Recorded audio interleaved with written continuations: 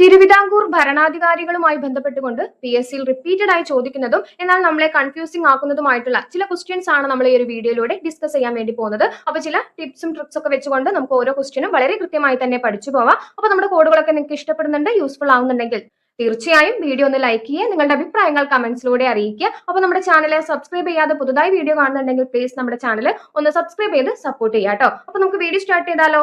തിരുവിതാംകൂറിൽ അലോപ്പതി ചികിത്സാ സമ്പ്രദായം ആരംഭിച്ച ഭരണാധികാരി ആരാണ്? തിരുവിതാംകൂറിൽ അലോപ്പതി ചികിത്സാ സമ്പ്രദായം ആരംഭിച്ചിട്ടുള്ളത് റാണി ഗൗരി ലക്ഷ്മിഭായി ആണ്. ആരാണ്? റാണി ഗൗരി ലക്ഷ്മിഭായി. അപ്പൊ നമുക്ക് എങ്ങനെ കണക്ട് ചെയ്ത് വെക്കാം? അപ്പൊ നോക്കൂ, അലോപ്പതി ചികിത്സാ സമ്പ്രദായം അല്ലെ. അപ്പൊ ചികിത്സിക്കുക എന്നുള്ളത്, നമുക്കൊരു അസുഖം വന്നു കഴിഞ്ഞാൽ അത് ചികിത്സിക്കുക എന്നുള്ളത് എന്താണ്? നമ്മൾ ഗൗരവമായി കാണണം. എന്താണ്? ഒരു അസുഖം വന്നു കഴിഞ്ഞാൽ ചികിത്സിക്കുക എന്നുള്ളത് എന്താണ്? നമ്മൾ ഗൗരവമായി കാണണം. അപ്പൊ ഗൗരവം എന്നതിൽ നിന്ന് ഗൗരി കണക്ട് ചെയ്യാലോ. ഇനി ഗൗരി ലക്ഷ്മിഭായും പാർവതിഭായും നമുക്ക് ഒരു കൺഫ്യൂഷൻ വരികയാണെങ്കിൽ നമുക്ക് എങ്ങനെ കണക്ട് ചെയ്ത് വെക്കാം? അപ്പൊ നമ്മൾ എപ്പോഴാണ് ചികിത്സിക്കാൻ തുടങ്ങുന്നത്? ഒരു അസുഖത്തിന്റെ ലക്ഷണങ്ങൾ കാണിക്കുമ്പോഴാണ് അല്ലെ. അസുഖത്തിന്റെ ലക്ഷണങ്ങൾ കാണുമ്പോഴാണല്ലോ നമ്മൾ ചികിത്സിക്കാൻ തുടങ്ങുന്നത്. അപ്പൊ ലക്ഷ്മിഭായ് എന്ന് കണക്ട് ചെയ്യാലോ. അപ്പോ തിരുവിതാംകൂറിൽ അലോപ്പതി ചികിത്സാ സമ്പ്രദായം ആരംഭിച്ച ഭരണാധികാരി ചോദിച്ചാൽ ആരാണ്? റാണി ഗൗരി ലക്ഷ്മിഭായി ആണ്. ഇനി തിരുവിതാംകൂറിൽ പ്രാഥമിക വിദ്യാഭ്യാസം സൗജന്യവും നിർബന്ധിതവുമാക്കിയ ഭരണാധികാരി ആരാണ്? റിപ്പീറ്റഡ് ആയി ചോദിക്കാറുണ്ട്.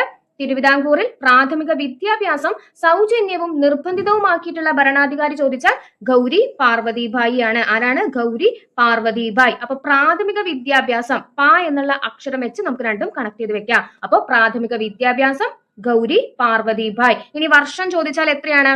1817. 1817 തിരുവിതാംകൂറിൽ പ്രാഥമിക വിദ്യാഭ്യാസം സൗജന്യവും നിർബന്ധിതവുമാക്കിയ ഭരണാധികാരിയാണ് ഗൗരി പാർവതിഭായ്. പഠിച്ചല്ലോ. തിരുവിതാംകൂറിൽ അലോപ്പതി ചികിത്സാ സമ്പ്രദായം ആരംഭിച്ച ഭരണാധികാരി ചോദിച്ചാൽ അത് റാണി ഗൗരി ലക്ഷ്മിഭായി ആണ്. പ്രാഥമിക വിദ്യാഭ്യാസം സൗജന്യവും നിർബന്ധിതവുമാക്കിയ ഭരണാധികാരി ചോദിച്ചാൽ ആരാണ്? റാണി ഗൗരി പാർവതിഭായി ആണ്. ഇനി തിരുവിതാംകൂറിൽ അടിമ കച്ചവടം നിർത്തലാക്കിയ ഭരണാധികാരി ആരാണ്? അടിമ കച്ചവടം നിർത്തലാക്കിയ ഭരണാധികാരി റാണി ഗൗരി ലക്ഷ്മിഭായി ആണ്. റാണി ഗൗരി ലക്ഷ്മിഭായി ആണ് തിരുവിതാംകൂറിൽ അടിമ കച്ചവടം നിർത്തലാക്കിയത്. അപ്പൊ എങ്ങനെ കണക്ട് ചെയ്ത് വെക്കാം? അപ്പൊ അടിമ കച്ചവടം എന്താണ്? നമ്മൾ ഗൗരവമായി കാണണം അല്ലെ. ഒരാളെ അടിമയാക്കി വെക്കുന്നത് എന്താണ്? അയാളുടെ എല്ലാ അവകാശങ്ങളും ലംഘിച്ചുകൊണ്ട് അയാളെ അടിമയാക്കി വെക്കുന്നത് നമ്മൾ ഗൗരവമായി കാണണം അല്ലെ. അപ്പൊ എന്താ? അപ്പൊ അടിമ കച്ചവടം നിർത്തലാക്കണം. അപ്പൊ ഗൗരവം എന്നതിൽ നിന്ന് നമുക്ക് ഗൗരി കണക്ട് ചെയ്യാലോ. ഗൗരി. ഇനി ലക്ഷ്മിഭായ് എന്ന് കണക്ട് ചെയ്യാൻ വേണ്ടിയിട്ട് അടിമകളായി കഴിഞ്ഞാൽ എന്താണ്? നമ്മുടെ തോള് എൽ പോലെ വളയും എന്നോർത്തോളൂ. നമ്മുടെ തോള് എൽ പോലെ വളയും. എൽ എന്നതിൽ നിന്ന് ലക്ഷ്മിഭായ് കണക്ട് ചെയ്തൂടെ? അപ്പോ തിരുവിതാംകൂറിൽ അടിമ കച്ചവടം നിർത്തലാക്കിയ ഭരണാധികാരിയാണ് ഗൗരി ലക്ഷ്മിഭായ്. തെക്കൻ തിരുവിതാംകൂറിൽ നിലനിന്നിരുന്ന ദേവദാസി സമ്പ്രദായം നിർത്തലാക്കിയ ഭരണാധികാരി ആരാണ്?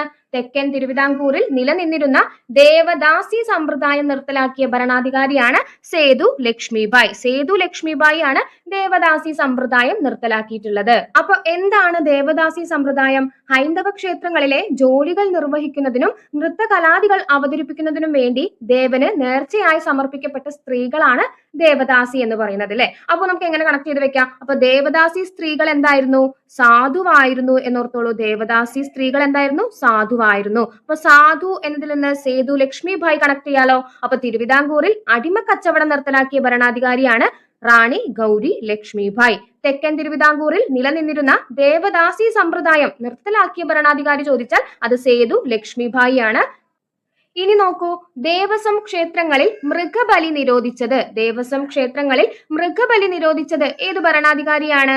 സേതു ലക്ഷ്മിഭായ്. സേതു ലക്ഷ്മിഭായ് ആണ് ദേവസ്വം ക്ഷേത്രങ്ങളിൽ മൃഗബലി നിരോധിച്ചത്. അപ്പൊ എങ്ങനെ കണക്ട് ചെയ്ത് വെക്കാം? അപ്പൊ മൃഗങ്ങളെ ബലി കൊടുക്കുക അല്ലെ. അപ്പൊ എന്താണ്? സാധു മൃഗങ്ങളെ ബലി കൊടുക്കുകയാണ് എന്ന് കണക്ട് ചെയ്യാലോ. സാധു മൃഗങ്ങൾ. അപ്പോ സേതു ലക്ഷ്മിഭായ് കണക്ട് ചെയ്യാലോ. നമ്മൾ നേരത്തെ പറഞ്ഞു ദേവദാസി സമ്പ്രദായം നിർത്തലാക്കിയിട്ടുള്ളത് സേതു ലക്ഷ്മിഭായ് ആണ്. ദേവസ്വം ക്ഷേത്രങ്ങളിൽ മൃഗബലി നിരോധിച്ചത് സേതു ലക്ഷ്മിഭായ്. ക്ഷേത്ര പ്രവേശന വിളംബരം പുറപ്പെടുവിച്ചത് ആരാണ്? തിരുവിതാംകൂറിൽ ക്ഷേത്ര പ്രവേശന വിളംബരം പുറപ്പെടുവിച്ചത് ശ്രീ ചിത്തിര തിരുനാൾ. ആരാണ്? ശ്രീ ചിത്തിര തിരുനാളാണ് ക്ഷേത്രപ്രവേശന വിളംബരം പുറപ്പെടുവിപ്പിച്ചത്. അപ്പൊ വർഷം ചോദിച്ചാൽ എത്രയാണ്? 1936 നവംബർ 12. 1936 നവംബർ 12-നാണ് തിരുവിതാംകൂറിൽ ക്ഷേത്രപ്രവേശന വിളംബരം പുറപ്പെടുവിച്ചിട്ടുള്ളത്. അപ്പൊ ഭരണാധികാരി ചോദിച്ചാൽ അത് ശ്രീ ചിത്തിര തിരുനാളാണ്. അപ്പൊ എങ്ങനെ കണക്ട് ചെയ്ത് വെക്കാം? അപ്പൊ ക്ഷേത്രം എന്നൊക്കെ പറയുമ്പോൾ നമുക്ക് ഗുരുവായൂർ അല്ലെങ്കിൽ പത്മനാഭസ്വാമി ക്ഷേത്രങ്ങളൊക്കെ കണക്ട് ചെയ്ത് വെക്കാം. അപ്പൊ എന്താണ്? ക്ഷേത്രങ്ങളിൽ നമുക്ക് എന്ത് കാണാം? തിരക്ക് കാണാം അല്ലെ?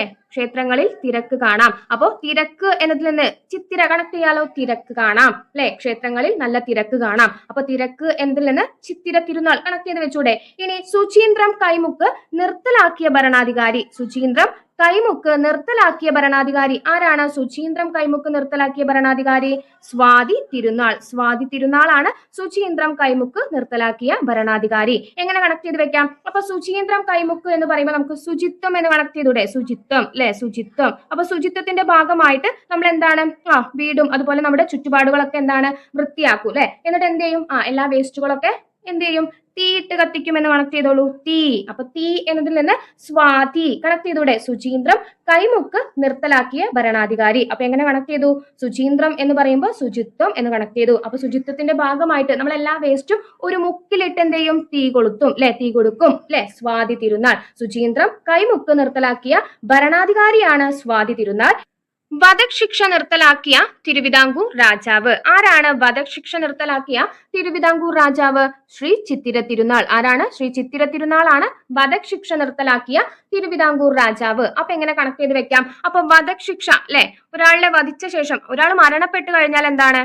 വധശിക്ഷയ്ക്ക് ശേഷം അയാൾ മരണപ്പെട്ട് കഴിഞ്ഞാൽ അയാളെ എങ്ങോട്ടെടുക്കും? ചിതയിലോട്ട് എടുക്കും. അപ്പൊ ചിത എന്നതിൽ നിന്ന് ചിത്തിര തിരുനാൾ കണക്ട് ചെയ്ത് വെക്കാലോ. അപ്പോ വധശിക്ഷ നിർത്തലാക്കിയ തിരുവിതാംകൂർ രാജാവാണ് ശ്രീ ചിത്തിര തിരുനാൾ. തിരുവിതാംകൂറിൽ പ്രായപൂർത്തി വോട്ടവകാശം ഏർപ്പെടുത്തിയത് ആരാണ്? തിരുവിതാംകൂറിൽ പ്രായപൂർത്തി വോട്ടവകാശം ഏർപ്പെടുത്തിയത് ശ്രീ ചിത്തിര തിരുനാളാണ്. അപ്പൊ എങ്ങനെ കണക്ട് ചെയ്ത് വെക്കാം?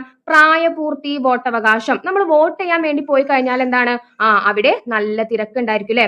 നല്ല തിരക്കുണ്ടായിരിക്കും. വോട്ടിങ്ങിന് പോയി കഴിഞ്ഞാൽ എന്താണ്? നല്ല തിരക്ക്. തിരക്ക് എന്നതിൽ നിന്ന് ശ്രീ ചിത്തിര തിരുനാൾ കണക്ട് ചെയ്ത് വെക്കാലോ. അപ്പൊ നമ്മുടെ കോഡുകളൊക്കെ നിങ്ങൾക്ക് യൂസ്ഫുൾ ആയിട്ടുണ്ടെങ്കിൽ തീർച്ചയായും വീഡിയോ ലൈക്ക് ചെയ്യുക. നിങ്ങളുടെ അഭിപ്രായങ്ങൾ കമന്റ്സിലൂടെ അറിയിക്കുക. അപ്പൊ ചാനൽ സബ്സ്ക്രൈബ് ചെയ്തിട്ടില്ലെങ്കിൽ നമ്മുടെ ചാനൽ ഒന്ന് സബ്സ്ക്രൈബ് ചെയ്ത് സപ്പോർട്ട് ചെയ്യാം കേട്ടോ. താങ്ക്